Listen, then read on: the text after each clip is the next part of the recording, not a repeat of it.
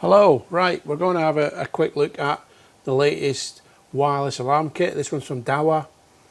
It's their AirShield kit. It's all complete and ready. So what you get in it, of course, is the alarm panel. It's the alarm Hub2. All sorts of nice features on it, and you can connect up some cameras to it. We also have a couple of these wireless keyfobs to set and unset the system. We've got two wireless PIRs. They're pet friendly, these ones. We've got a single door contact. It does have an external input as well, so you can wire something else in. And we've also got a little indoor speaker and a large external speaker, so it's all complete. So let's go and have a look at some of the programming. Let's get started on configuring this alarm panel and getting it to work. So the first thing we have to do is just maybe introduce you to the back. Obviously I've got power on off button on here. I've taken the lid off. This unit in particular has a couple of SIM card slots on there. It's got a network connection, which I've conveniently plugged it into my wired network for now because it makes it a whole lot easier. We have a little QR code here which we're going to use in a second. There's a tamper switch for when the back goes on, and there's an AP point. That's the access point when we connect it up to the mobile phone briefly.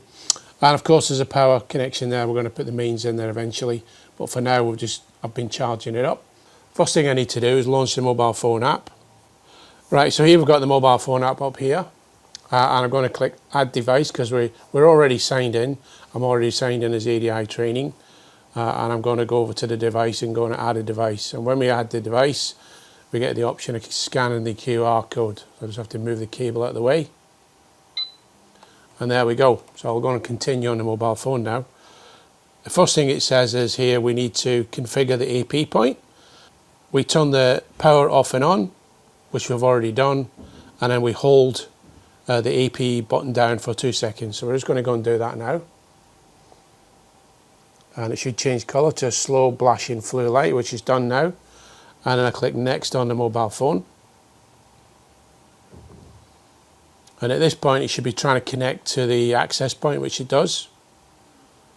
And that's the alarm panel. So it's now connecting it to it. My mobile phone is now connected directly to the access point. And then it's going to let me configure it now. So what I have to do now is give the device a nice password. So I'm just going to give it a password. And then we can tip OK.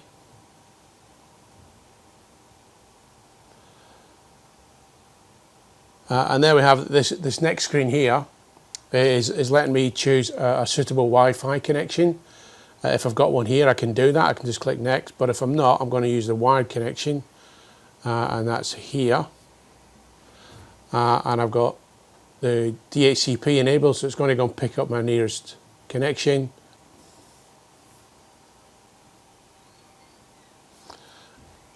And that's the configuration saved now.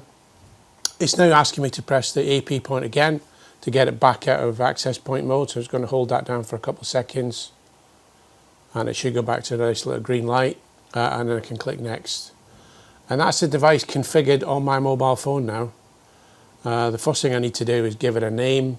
So I'm going to go and do that now. Just going to call it Hub2. Click OK. Accept the time zone. And that's me got it configured. I've got a nice little alarm saying that it's been added. And that's me configured the hub on the app. So the next stages are to start adding peripherals, and we'll do that in the next video.